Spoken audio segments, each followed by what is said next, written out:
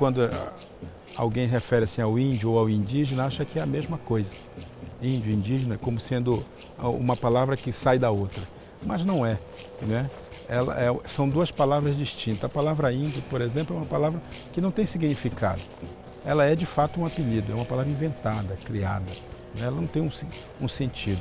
Mas se nós vamos ao dicionário e procuramos a palavra indígena, nós vamos descobrir que ela significa aquele que é natural do lugar. É um nativo, em outras palavras, né? Então, se alguém diz, ó, ele é Munduruku, ele pertence a um povo, esse povo tem um lugar, tem uma cultura, tem uma tradição, tem uma história, tem seus rituais.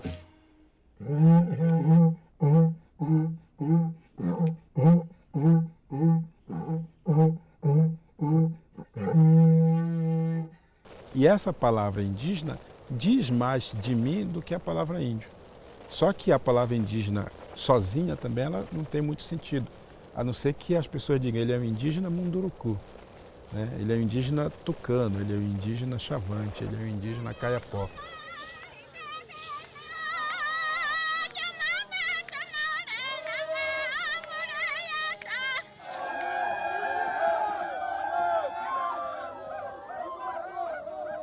Eu pertenço a esse país também, só que esse país às vezes não pertence a mim, ele não quer ser meu. Eu quero ser dele, mas ele não quer ser meu. E isso gera esses conflitos, esses atritos.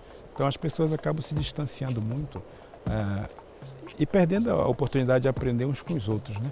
Isso, infelizmente, tem sido uma prática dos últimos 500 anos. E espero que a gente avance numa direção em que a gente possa aprender uns com os outros.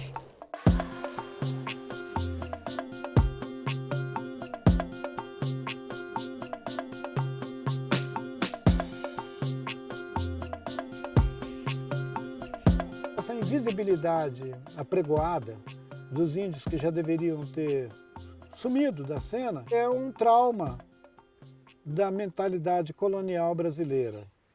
Isso denuncia uma situação muito curiosa, né? Se por um lado a maioria dos brasileiros, numa conversa doméstica, íntima, à exceção dos gaúchos e catarinenses, sempre vão dizer não, porque tinha uma bisavó, uma tataravó guarani, ou uma bisavó ou tataravó krenak ou de outro povo, e é muito mais fácil a sua tataravó e a sua bisavó ter sido índio, porque confere com essa mentalidade, com esse trauma, né, da formação brasileira, de achar que os índios já acabaram. Se eles já acabaram, sua tataravó pode ter sido, mas você não.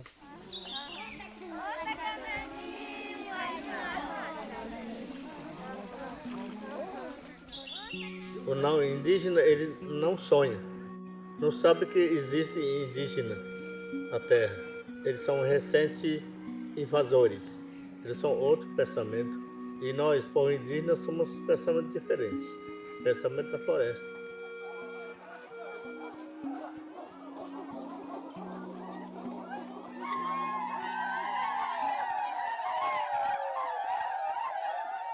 Tudo que a gente aprendeu sobre índio tem uma referência no século XVI. A sociedade foi ensinada a pensar o indígena como um ser do passado. A própria palavra, o próprio jeito de chamar, a própria ideia de que foi um engano que Cabral cometeu, né, de chegar às Índias e chegou ao Brasil e tudo mais, tudo isso acabou incorrendo numa ideia de um paraíso onde os índios viviam e que esse paraíso tinha um jeito de ser, um jeito de viver e que era totalmente primitivo, etc. E tal.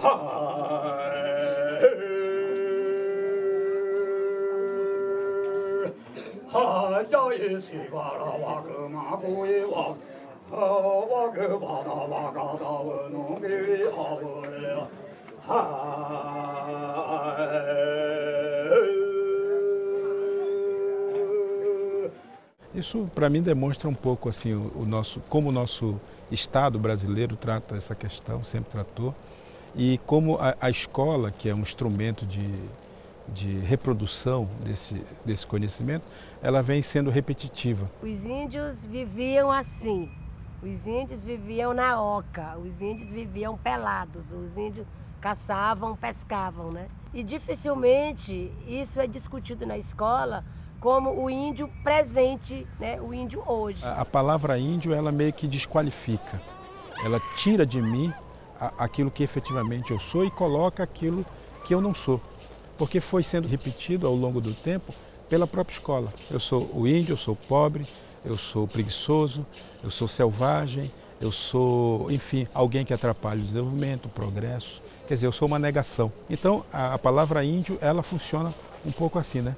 Ela gera esse vazio nas pessoas, como se todos os indígenas fossem iguais, fizessem as mesmas coisas, tivessem as mesmas danças, os mesmos cantos, enfim, tivessem a mesma forma de se relacionar com o mundo. E nós temos no Brasil uma diversidade fantástica, fabulosa, que não existe em lugar do mundo. Bom, gente, então, fizemos essa roda para que a gente pudesse pensar, a partir do que a gente já vem vendo sobre o povo Minquia, o que a gente gostaria de conhecer sobre esse povo, sobre a cultura, a forma de viver, né? O que eles gostam de fazer, enfim. A ideia agora era que cada um pensasse uma pergunta para poder fazer para o povo Minquia. Qual tipo de alimentação? O que você falou? Pode ser animais. Os índios, eles caçam animais, eles gostam muito dos animais. E fica lá no Mato Grosso? Qual é a forma de caça? Será que mesmo hoje eles ainda caçam lá muito? Acho que não. Eu acho que o homem está destruindo tanto a natureza que eles têm que ganhar dinheiro para comprar. Você acha que os índios estão ganhando dinheiro para poder comprar no mercado? A gente vai descobrir. Materiais para enriquecer. Tipo cesto. Ontem eu comprei na internet. O que eles brincam? O que eles brincam?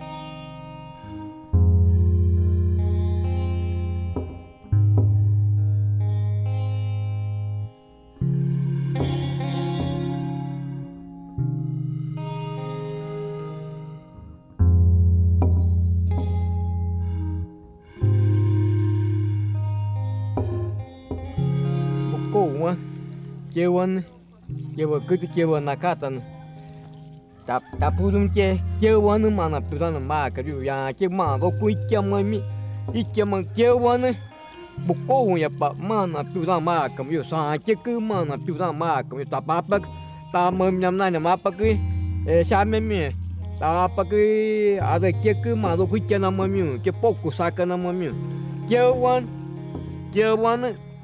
bon terpasau tu cha ở chỗ cơn ôm nhà mình tức cờ trên chả bự tức cờ số tu tầm giá quá nạt chép rồi đông nên mình giá quá mà mình ta có ở nhà sạch bé chín chả cái là mình ta có mà cái này cả ta có ở ta có ta mà chun trên này trên nó mình ta apa cả mẹ gì apa kêu anh ấy trên nó mình ta trên này chả bao mà ta làm ở nhà ta bao nhiêu trên nhà mình tutu xa apa na inikun yam tak nyamami tam nyama apa na wa tam ma tuka ka tera ka na ai chana ma chama pi yep ke.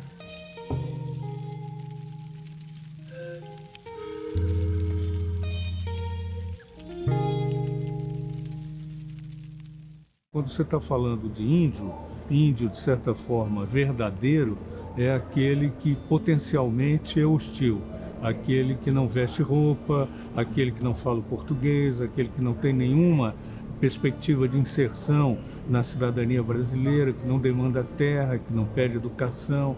A visão geral é essa. E o momento atual, que ele começa a participar das atividades econômicas, ele se integra na vida política, então é isso. Eu acho que essa visão é realmente uma visão colonial que cruou, né, foi inculcada dentro do ensino escolar e do ensino e das próprias práticas da sociedade, dentro da vida da sociedade brasileira.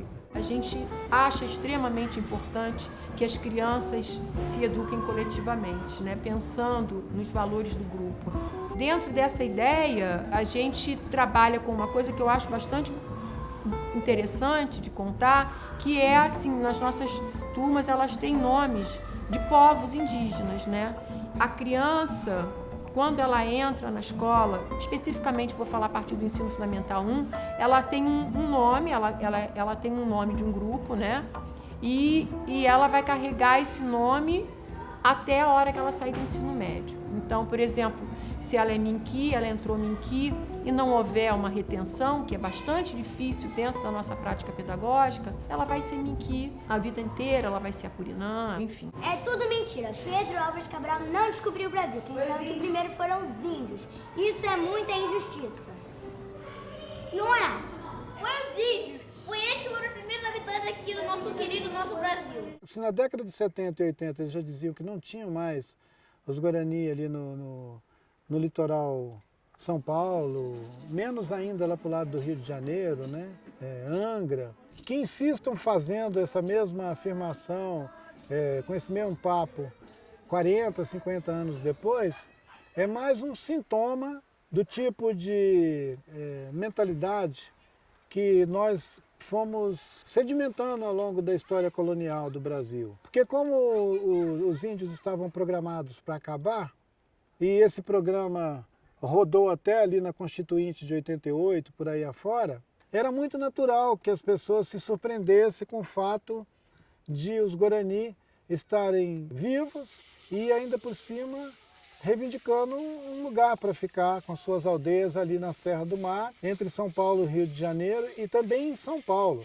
No começo da ditadura militar, aquele plano de integração nacional para ocupar os chamados vazios demográficos da Amazônia, e os índios estavam totalmente invisíveis, e procurar entender de fato qual era a situação dos índios. Passamos a compilar informações sobre a situação atual dos índios. Nos anos de 1950, um estudo feito pelo antropólogo Darcy Ribeiro, onde ele dizia que na primeira metade do século XX haviam desaparecido cerca de 80 etnias, que a população indígena em geral estava decrescendo, que as identidades específicas estavam dando lugar para uma identidade de índio genérico. Começamos a compilar essa informação, colocar isso nos mapas, e aí esse gesto singelo de colocar os índios no mapa começou a revelar uma situação bastante diferente daquela prevista pelo Darcy Ribeiro. Ou seja, hoje em dia existem cerca de 250 etnias e esse número de etnias continua crescendo.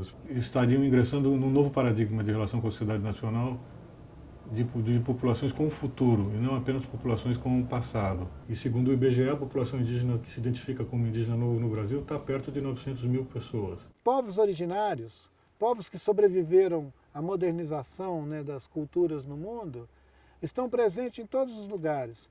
E seria uma riqueza maravilhosa se os brasileiros superassem esse trauma infantil e reconhecessem que nós somos uma nação com uma presença indígena expressiva e que estão aqui para ficar.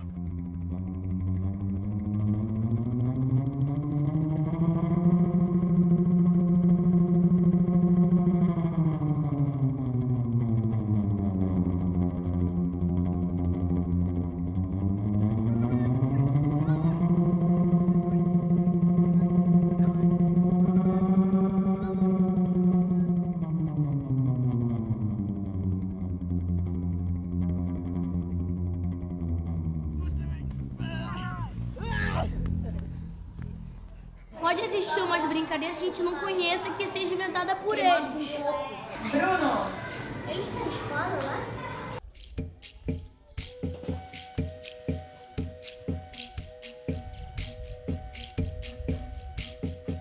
Qual é a forma de caça? Eles fazem a armadilha.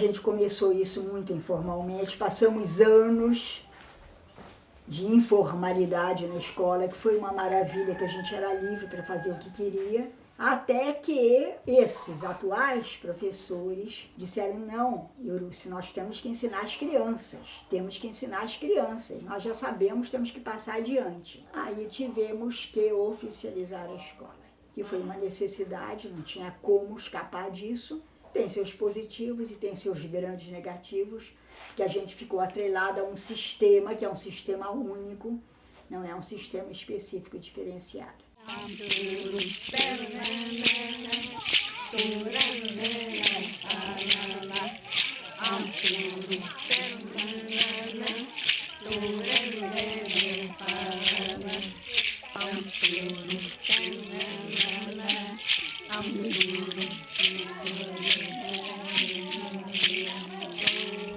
E hoje a gente canta, a gente dança, acho que não tanto para celebrar, mas para poder ficar chamando pensamentos bons, energias boas, para poder fortalecer a luta, né? Quando nós estávamos frequentando o Congresso, no período do debate da Constituinte, a gente criou um contato muito bom com o saudoso Ulisses Guimarães, recepcionando uma grande delegação indígena dentro do Congresso, com imprensa e tudo.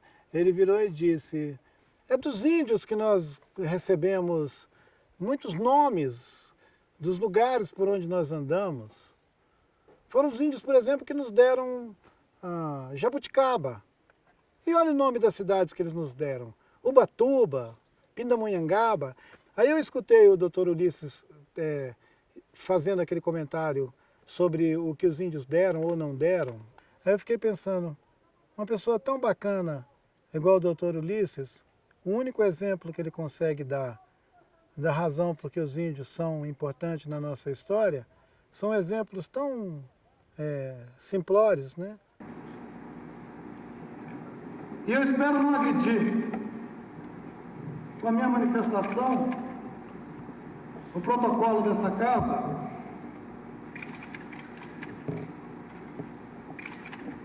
mas eu acredito que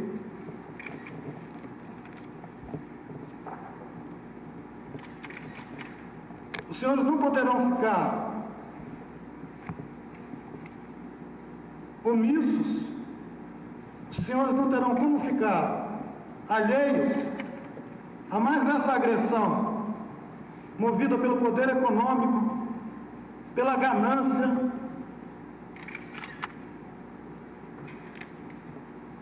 pela ignorância do que significa ser um povo indígena.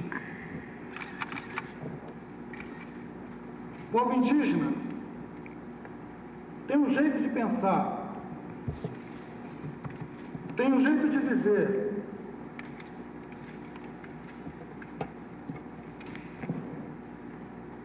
tem condições fundamentais para a sua existência e para a manifestação da sua tradição, da sua vida, da sua cultura, que não colocam em risco e nunca colocaram a existência sequer dos animais que vivem ao redor das áreas indígenas, quanto mais de outros seres humanos. Eu creio que nenhum dos senhores poderia nunca apontar atos, atitude da gente indígena do Brasil que colocou em risco, seja a vida, seja o patrimônio de qualquer pessoa, de qualquer grupo humano nesse país. E hoje nós somos o alvo de uma agressão que pretende atingir, na essência, a nossa fé, a nossa confiança de que ainda existe dignidade, de que ainda é possível construir uma sociedade que sabe respeitar os mais fracos, que sabe respeitar aqueles que não têm o dinheiro para manter uma campanha incessante de difamação, que sabe respeitar um povo que sempre viveu a revelia de todas as riquezas, um povo que habita casas cobertas de palha, que dorme em esteiras no chão, não deve ser identificado de jeito nenhum como um povo que é o inimigo dos interesses do Brasil, inimigo como os interesses da nação e que coloca em risco qualquer desenvolvimento. O povo indígena tem regado com sangue cada hectare dos 8 milhões de quilômetros quadrados do Brasil. Os senhores são testemunhas disso.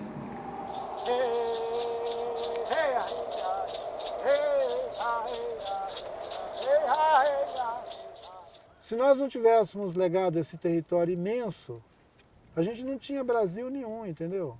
O Brasil existe porque nós estamos aqui. Nós somos, ao mesmo tempo, como dizia o professor Darcy Ribeiro, povos testemunho, né? Que é uma categoria que ele utiliza para falar dos povos antigos que já estavam aqui na América antes da colonização, seriam povos pré-colombianos, né? Nós somos os únicos que podem contar a história profunda desse continente. Os outros vão ter que pesquisar.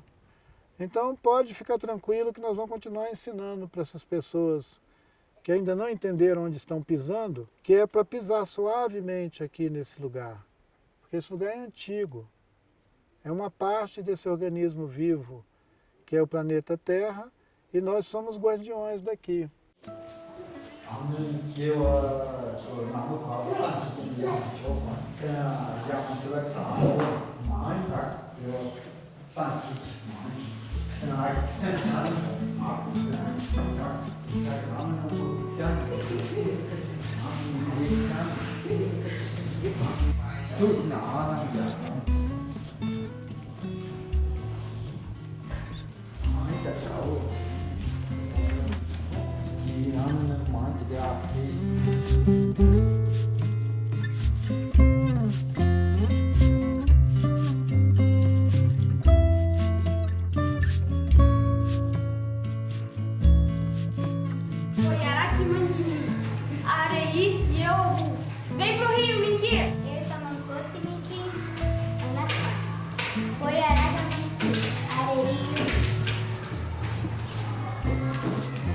Eu achei bonito o desenho dela. Esse parece com chunango que nós fazemos. Ela desenhou também, eu vou desenhar para eles. Eu gostei do seu desenho e eu vou desenhar para você como que a gente joga e vai levar para você. Nós vamos cantar uma música que é nossa, né? Que é música dos bichos. Nós vamos cantar aí para você.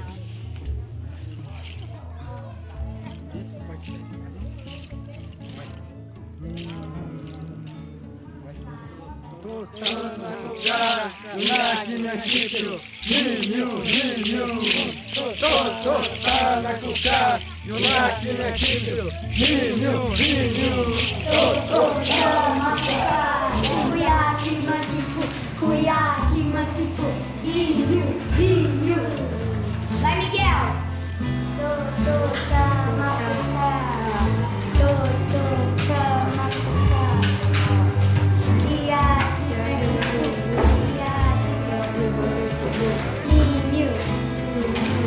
Aê, Miguel, bate aí!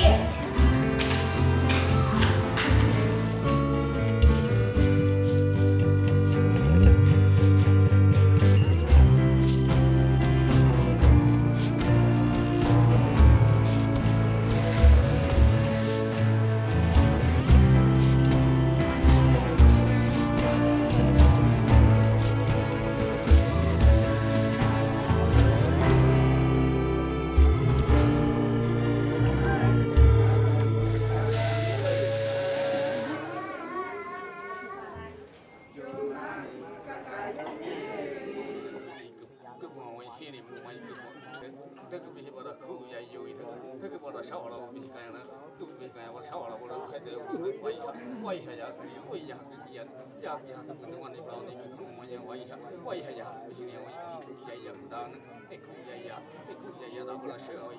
không bỏ lỡ những video hấp dẫn.